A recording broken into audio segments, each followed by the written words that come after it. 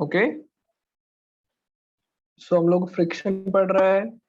Friction के अंदर हमने ये देखा कि कोई भी दो सरफेस एक दूसरे के कांटेक्ट में रहती है तो सरफेसेस जो होती है वो हमेशा क्या होती है, इरेगुलर होती है। बिकॉज ऑफ दैट जो इरेगुलरिटीज होती है वो एक दूसरे के साथ इंटरलॉक हो जाती है।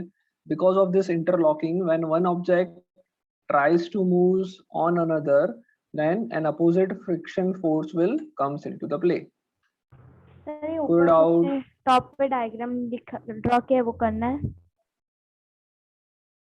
हाँ, यस यस यस यस, पहले लिख लो उसके बाद ये डायग्राम ड्रॉ कर लो।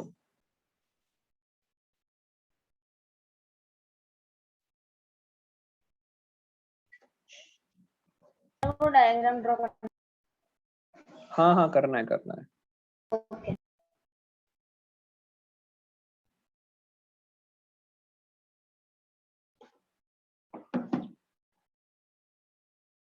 ओके, कर लो तो जल्दी बताओ।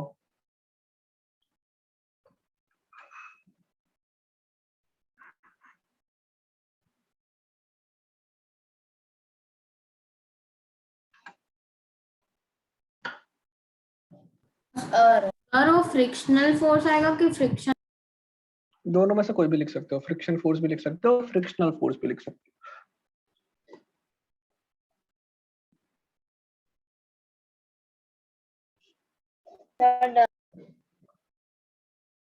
डन सबका? नो सर, ड्राइंग बात। लिख लो लिख लो लिख लो।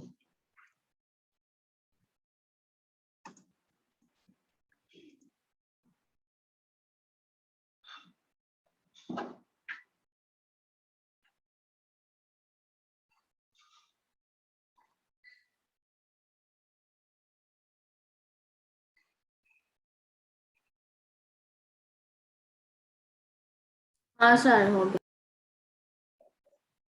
Sir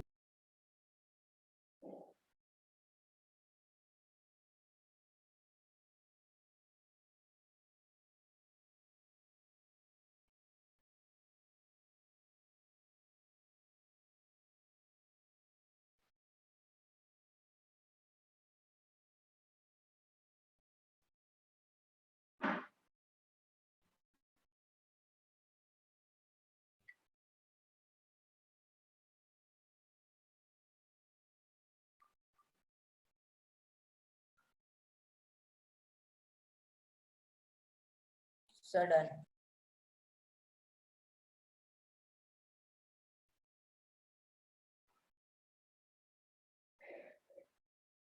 done. Yes sir yes yes एक मिनट। ओके हाँ सर। ओके ओके, नेक्स्ट लिखना है कॉज ऑफ फ्रिक्शन। फ्रिक्शन क्यों होता है? सर मैं बताऊं? नहीं बेटा, लिख लो लिख लो। ये मैंने डिस्कस तो कर ही दिया। लाइक कोई भी सरफेस होती है वो स्मूथ नहीं बिकॉज होती है, of because of that irregularities. Interlocking हो रही जाती है। यस, तो देखो every surface is not completely, every surface is not completely smooth. All the surfaces have some irregularities when we see them on microscope. Okay, छोटे से छोटा एकदम ग्लास भी जो होता है वो भी क्या होगा, रफ होगा। Okay,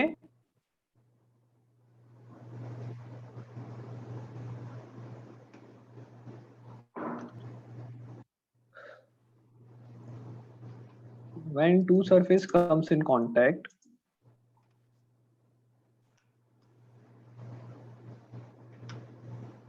these irregularities will interlock with each other. Okay, this irregularity will interlock with each other.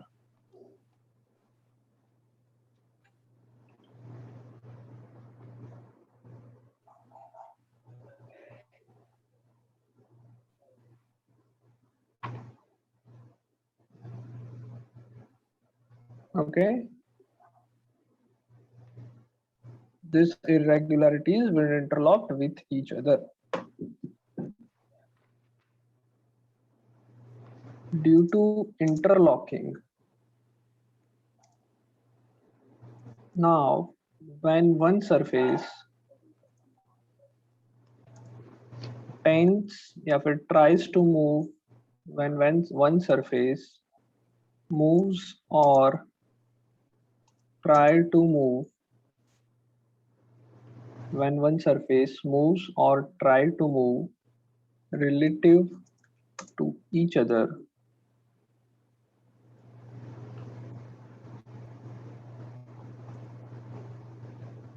they experience an opposite force.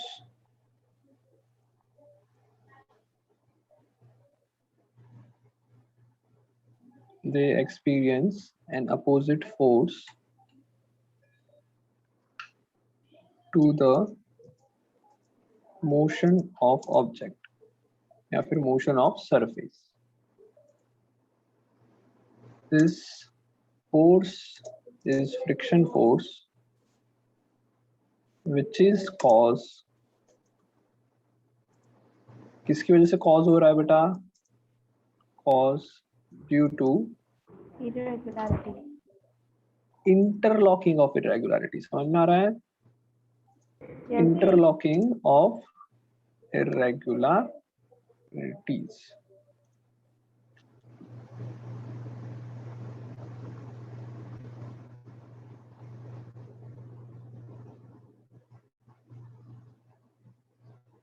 Sir हाँ बोलो. सर मैंने फर्स्ट चैप्टर की नोट्स सबमिट कर दी अभी. Okay, I will check. चलो लिख लो यहाँ तक. Cause of irregularities, cause of friction.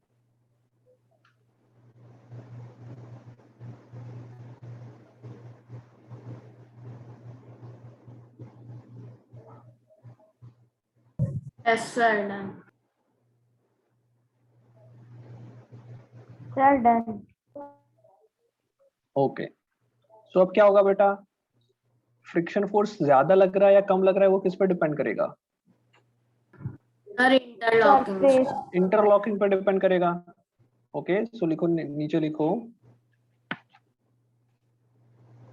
नीचे लिखो. स्ट्रेंथ ऑफ फ्रिक्शन फोर्स, या फिर स्ट्रेंथ की जगह पे लिखेंगे मैग्नीट्यूड. मैग्नीट्यूड का मतलब पता है ना बेटा सबको? Yes, sir. जो भी वैल्यूज होती है, जैसे कि मान लो लेंथ है किसी की 10 सेंटीमीटर, तो 10 को हम क्या कहते हैं? मैग्नीट्यूड. किसी पे फोर्स लग रहा है 50 न्यूटन, तो 50 क्या है?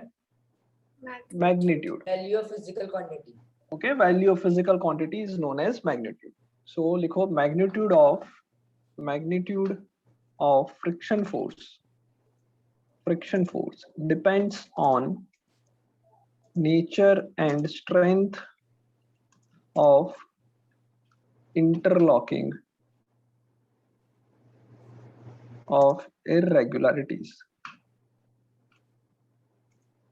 Okay, अगर मान लो irregularity ज्यादा होगी तो अब क्या होगा?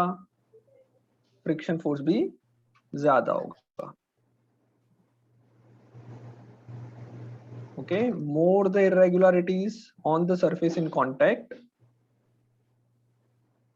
the more rough are the surfaces in contact, more is the force of friction. लिख लो ये.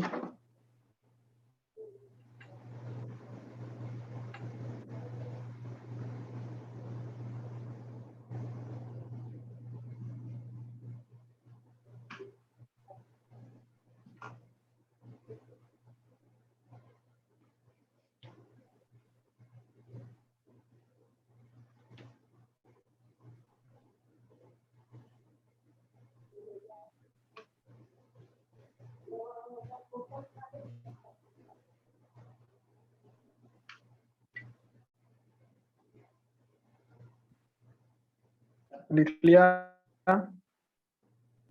No, sir.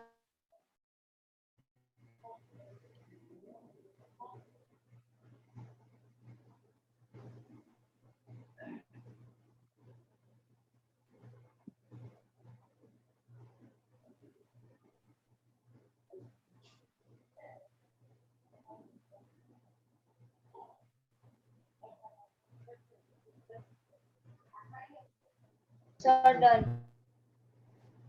Done. Done. Sir एक सेकेंड।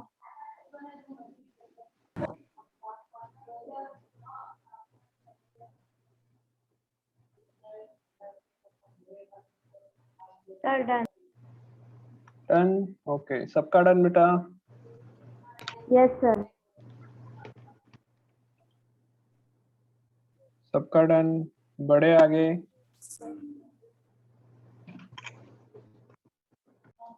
समझ में आ गया फ्रिक्शन फोर्स कैसे होता है, कब होता है, क्यों होता है?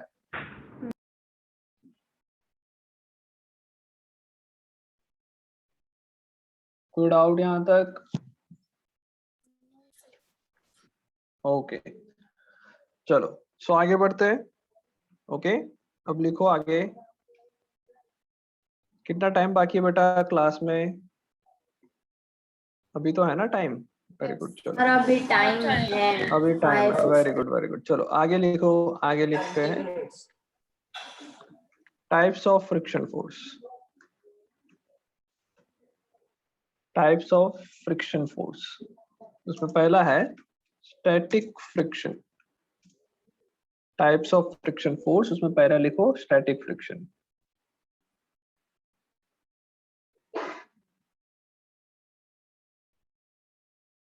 Okay, static friction. It is a charged body which attracts. No no no no no no no, गलत बात अंश। क्या होता है स्टैटिक फ्रिक्शन, कौन बताएगा? सर जिसमें सेम फ्रिक्शन हो हर बार। The frictional present between any two objects before object tends to move. Okay, मतलब ऑब्जेक्ट मूव और वो करेगा, अलाउ ऑब्जेक्ट नहीं मूव नहीं करता करेगा। बॉडी को Doesn't दूसरे allow के the body object involve move करने slide करेगा या upon मूव each नहीं other. करेगा, ये बताओ। देखो Allow बेटा, तुम नहीं लोग करेगा। टेक्स्ट बुक में अलाउ नहीं करेगा। देखो बेटा, स्टैटिक फ्रिक्शन क्या होता है? ओके लिखो, the friction force which acts the friction force which acts when two surfaces are at rest relative to each other and tends to move. Okay, मतलब क्या है? मूव करना चाहती है ऑब्जेक्ट्स, ऑब्जेक्ट जो है वो मूव करना चाहते हैं पर मूव नहीं हो रहे। आया समझ में?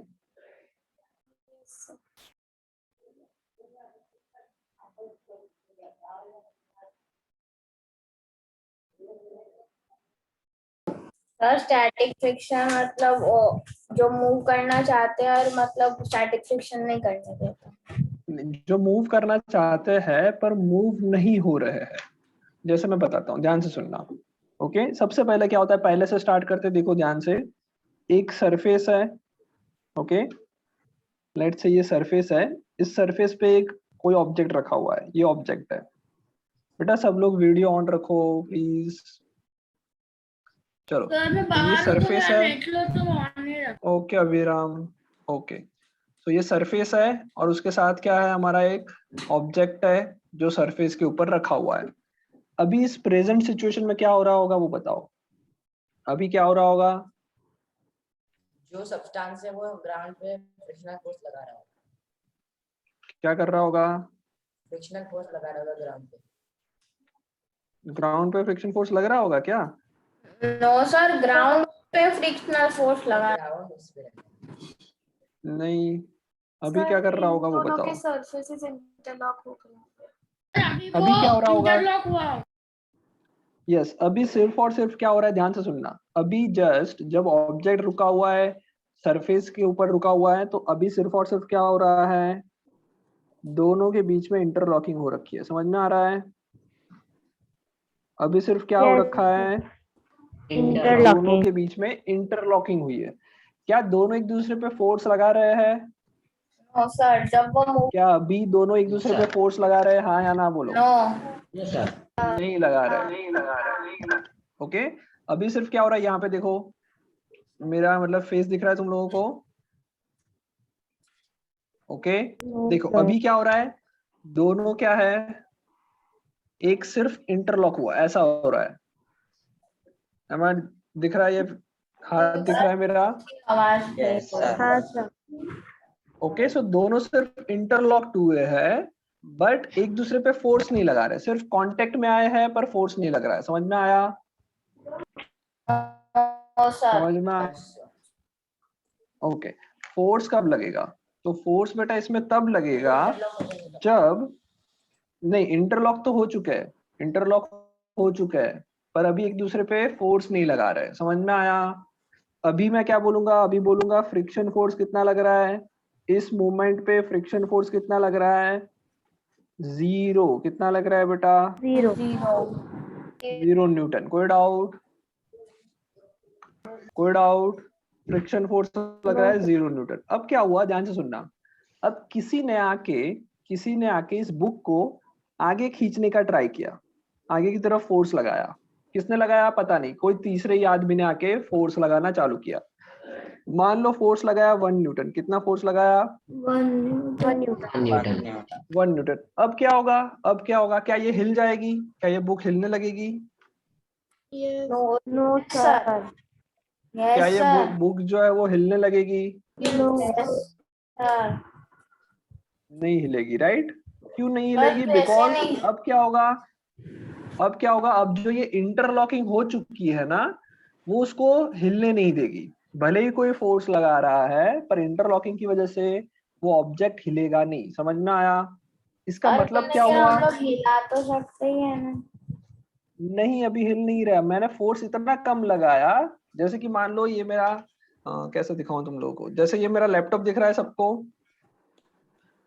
लैपटॉप दिख रहा नहीं दिख रहा होगा, राइट? कोई बात नहीं, मैं जहाँ पे बैठा हूँ मेरे सामने एक लैपटॉप रखा होगा, मैं उसको ऐसे पुश कर रहा हूँ, ऐसे पुश कर रहा हूँ, पर हिल नहीं रहा है, सिर्फ टच हो रहा है।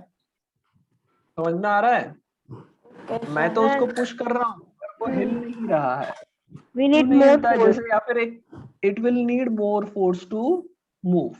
आ रहा है समझ में? लेकिन हमें तो वैसे जब ही फ्रिक्शन होता है तब उसको अगर ऑब्जेक्ट को हिलाना हो तो वो जो जितना फोर्स उस पे अभी लग रहा है प्रेजेंट टाइम पे उससे ज्यादा लगाना और इधर ज्यादा ही लग रहा है। सुनो सुनो सुनो सुनो सुनो, क्या बोल रहा हूँ वो ध्यान से सुनो। वापस बोलो, जो मैं बोल रहा हूँ वो वापस बोलो। ओके, मैं जो बोल रहा हूँ वापस सुनो ध्यान से। जब ये बॉल या फिर जो ऑब्जेक्ट है वो रुका हुआ है, ओके, जब ये ऑब्जेक्ट रुका हुआ है तब क्या हो रहा है? तब इस पे कोई फ्रिक्शन फोर्स, सिर्फ इंटरलॉकिंग हुई है, फ्रिक्शन नहीं लग रहा, सिर्फ इंटरलॉक हुआ है, फ्रिक्शन नहीं लग रहा। जब किसी ने इसको हिलाना चाहा, थोड़ा सा फोर्स लगाया 1 न्यूटन का, पर ये हिल नहीं रहा है। क्यों नहीं हिल रहा है? बिकॉज जो इंटरलॉकिंग है ना वो ज्यादा स्ट्रॉन्ग है। तो उससे क्या होगा? उससे ये आगे नहीं जाएगा, बट अब क्या होगा? अब एक फ्रिक्शन फोर्स इसको पीछे खींचेगा, पीछे की तरफ भी फ्रिक्शन फोर्स लगना स्टार्ट होगा 1 न्यूटन का। समझ में आ रहा है? Okay sir. तो अब क्या हुआ? अब क्या हुआ? फ्रिक्शन फोर्स कितना लग रहा है बताओ मुझे? फ्रिक्शनल फोर्स अभी 0 लग रहा है। फ्रिक्शन फोर्स कितना लग रहा है अभी? नहीं, फ्रिक्शन फोर्स कितना लग रहा है? 2 न्यूटन। फ्रिक्शन फोर्स 2 न्यूटन कहाँ से बेटा? 1 न्यूटन किसने लगाया? ये फोर्स किसने लगाया? ये तो किसी और नहीं लगाया। हाँ या ना? हाँ सर।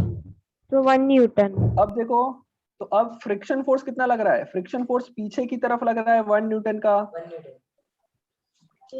ओके। और टोटल फोर्स कितना लग रहा है? अब मैं बोलूं कि इस बुक पे टोटल फोर्स कितना लग रहा है? 0। अरे अपोजिट डायरेक्शन में लग रहा है ना, अपोजिट डायरेक्शन में फोर्सेस को सब्ट्रैक्ट करते हैं। अरे नहीं समझ में आ रहा है किसी को? आ रहा है। और आ रहा है। सबको आ गया? हाँ सर। गुरु आ गया, सुप्रिया आ गया, माहिका, परमार, हितार्थ, श्रुति, सबको आ गया ये? प्रिया? Yes yes. अब पूर्वा वापस समझाता हूं मैं। चलो क्या है वो बताता हूँ, वापस सुनो। पहले जब ऑब्जेक्ट और टेबल एक दूसरे के कांटेक्ट में था तब सिर्फ और सिर्फ इंटरलॉकिंग हुई थी, फ्रिक्शन नहीं लग रहा था, इसलिए मैंने पहले लिखा friction force is equal to 0। फिर किसी तीसरे आदमी ने आके, किसी और ने आके इस बुक को थोड़ा सा धक्का लगाया, कितना धक्का लगाया, 1 न्यूटन का, पर ये 1 न्यूटन का जो फोर्स है वो इतना ज्यादा नहीं है कि उसको हिला पाए। तो क्यों नहीं हिल पाता है, बिकॉज इंटरलॉकिंग हो चुकी है। तो जब इसको आगे जाना है तो इंटरलॉकिंग को क्या करना पड़ेगा, ब्रेक होना पड़ेगा, इंटरलॉकिंग टूटेगी तभी तो आगे जा पाएगा। आ रहा है समझ में? Yes sir. तो जब किसी ने 1 न्यूटन फोर्स लगाया तो फ्रिक्शन फोर्स उसी ऑब्जेक्ट पे पीछे फोर्स लगा देता है, तो फ्रिक्शन क्या होगा, 1 न्यूटन। फ्रिक्शन फोर्स क्या लगेगा, इस तरफ लगेगा 1 न्यूटन का, और टोटल ऑब्जेक्ट पे फोर्स कितना लगेगा, 0। टोटल ऑब्जेक्ट पे फोर्स कितना, 0, क्योंकि आगे किसी ने 1 न्यूटन लगाया, पीछे फ्रिक्शन ने 1 न्यूटन लगाया, टोटल फोर्स 0, अपोजिट डायरेक्शन में सब्ट्रैक्ट होता है। तो हाँ 1 - 1 0। तो अब मैं सिर्फ ऐसा लिख सकता हूँ, अब मैं ऐसा लिख सकता हूँ कि भाई जो फ्रिक्शन फोर्स है, फ्रिक्शन फोर्स की वैल्यू कितनी होगी, अब फ्रिक्शन फोर्स कितना लगेगा बोलो भाई, 1 न्यूटन। ओके, और नेट फोर्स कितना, ऑब्जेक्ट पे नेट फोर्स कितना, 0। 0 अरे यार 2 क्यों बोल रहे हो बेटा, अपोजिट डायरेक्शन में तो सब्ट्रैक्ट होता है ना, दो फोर्सेस अपोजिट डायरेक्शन में सब्ट्रैक्ट होते हैं, सेम डायरेक्शन में ऐड होते हैं, पढ़ाया था ना ये लास्ट चैप्टर में। ओके चलो आगे बढ़ते हैं। अब मान लो जो धक्का लगा रहा है उसने सोचा ये हिल नहीं रहा है, तो मैं थोड़ा और धक्का लगाता हूँ। तो जो भी धक्का लगा रहा है उसने क्या किया, अपना फोर्स बढ़ाया। समझ में आ रहा है? पर सर ऐसे तो जितना भी फोर्स लगाएंगे वो ऑब्जेक्ट हिलेगा ही नहीं। एक मिनट रुक जाओ, धीरे धीरे करके रुक जाओ। जो भी धक्का लगा रहा है उसने सोचा मैं 5 न्यूटन का फोर्स लगाता हूँ, कितना लगेगा, 5 न्यूटन। 5 न्यूटन। 5 न्यूटन का। मान लो ये 5 न्यूटन के फोर्स तो लग गया, पर ये 5 न्यूटन का फोर्स भी बहुत ही कम है इस ऑब्जेक्ट को हिलाने के लिए, मतलब अभी भी इंटरलॉकिंग ब्रेक नहीं हो रही है। तो क्या होगा, फ्रिक्शन फोर्स भी कितना लगेगा, 5 न्यूटन। 5 न्यूटन लगेगा। समझ में आ रहा है? हाँ सर। बेटा देखो देखो देखो ध्यान से सुनो, इस ऑब्जेक्ट को जब मूव करना है, इस ऑब्जेक्ट को जब हिलाना है, तो मुझे जो इंटरलॉकिंग हो गई उसको तो ब्रेक करनी पड़ेगी ना, वरना तो हिल ही नहीं पाएगा। सर उसे हाँ या ना? लगाना पड़ेगा। सो सबसे पहले मैं लिख लेता हूं, to move the object we must break the interlocking, अरे लिख नहीं रहा है, yes, to move the object we must break what, the interlocking between surface. यहां तक समझ में आया? अगर मैं इंटरलॉकिंग कोई ब्रेक नहीं करूंगा, इंटरलॉकिंग को ब्रेक नहीं करूंगा तो ये आगे जा ही नहीं पाएगा, राइट? हाँ एक मिनट रुक जाओ, पहले समझ लो फिर नेक्स्ट क्लास में वापस करेंगे। और ये लिखना है? हाँ लिखना है, जितना बोर्ड पे दिख रहा है लिखते जाना, पर पहले समझ लो। ओके, सो मैंने क्या लिखा, to move the object we must break the interlocking between surfaces. अब मान लो इस केस में, इस पर्टिकुलर केस में, let's assume to break the interlocking, we must apply a force of 20 Newton इस पर्टिकुलर केस में। ओके, इन दिस केस, हर बार ऐसा जरूरी नहीं है कि 20 न्यूटन पे इंटरलॉकिंग ब्रेक हो जाएगी। इन दिस केस कोई doubt? No.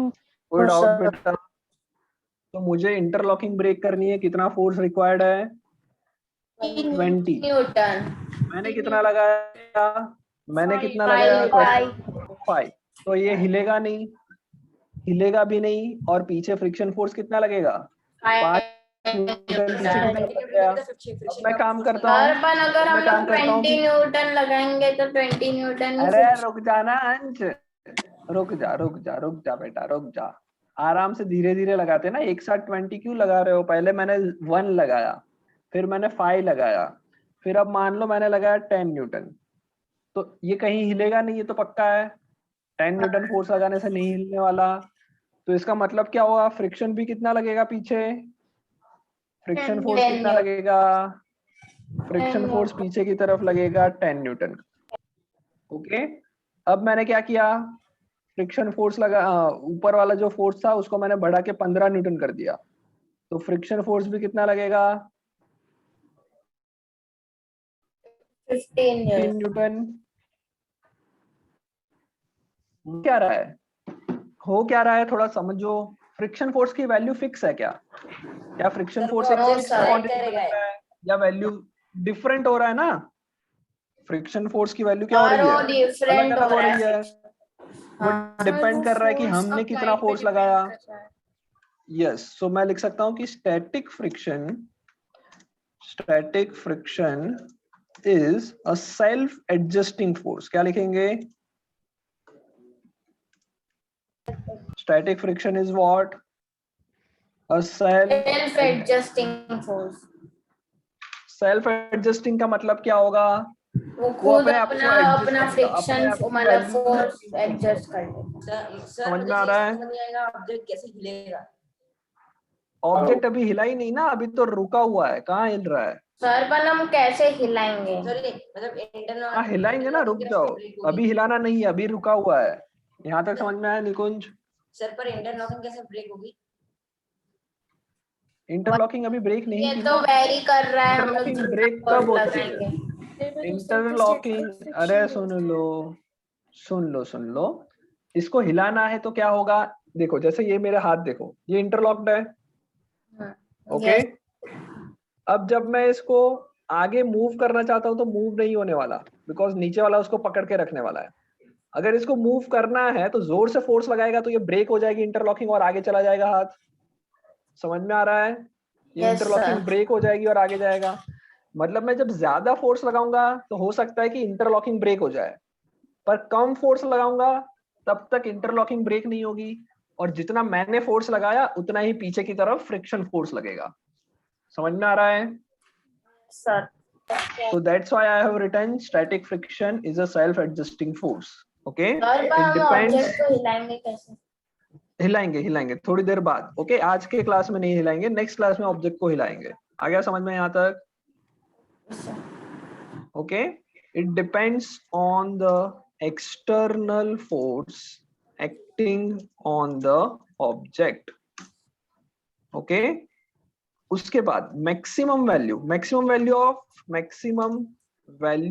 Of static friction. Maximum value of static friction का मतलब क्या हुआ कि मैंने क्वेश्चन में देखो, इधर मैंने लिखा है कि भाई 20 न्यूटन फोर्स लगाने पे इंटरलॉकिंग ब्रेक हो जाएगी, ऐसा मैंने बताया हुआ है, हाँ या ना? Yes, sir. तो मैं बोल सकता हूँ कि जो मैक्सिमम वैल्यू होगी इंटरलॉकिंग की, इंटरलॉकिंग ब्रेक होने में जो मैक्सिमम वैल्यू होगी वो 20 न्यूटन है। So maximum value of static friction is depends on maximum value of static friction depends on nature of interlocking and weight of the object। किस पे डिपेंड करेगा? Wait and interlock. वेट पे क्यों depend करेगा? क्योंकि wait जितना ज्यादा होगा उतना ज्यादा इंटरलॉकिंग होगा, क्योंकि नीचे की तरफ और जोर से और पुश ज्यादा करेगा वो फोर्स ऑब्जेक्ट। लगेगा। आ गया समझ में? तो इतने Yes. पॉइंट लिख लो, स्टैटिक फ्रिक्शन में इतने पॉइंट लिख लो। ओके, उसके बाद हम नेक्स्ट क्लास में आगे बढ़ेंगे। स्क्रीनशॉट ले लो ऐसा हो तो। सर लिख लिया। लिख लिया, वेरी गुड, जल्दी से लिख लो। समझ में आ रहा है सबको? इशिता समझ में आ रहा है? यस।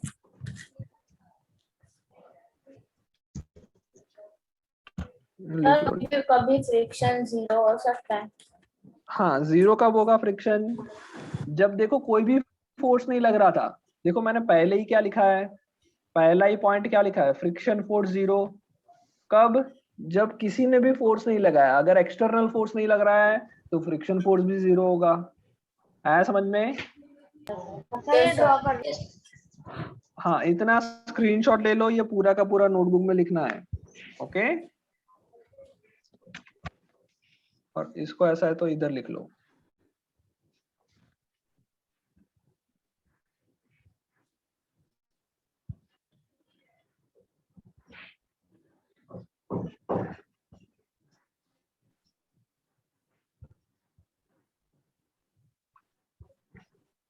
चलो नेक्स्ट क्लास में आगे करेंगे। Bye bye. लिख लो पहले इतना।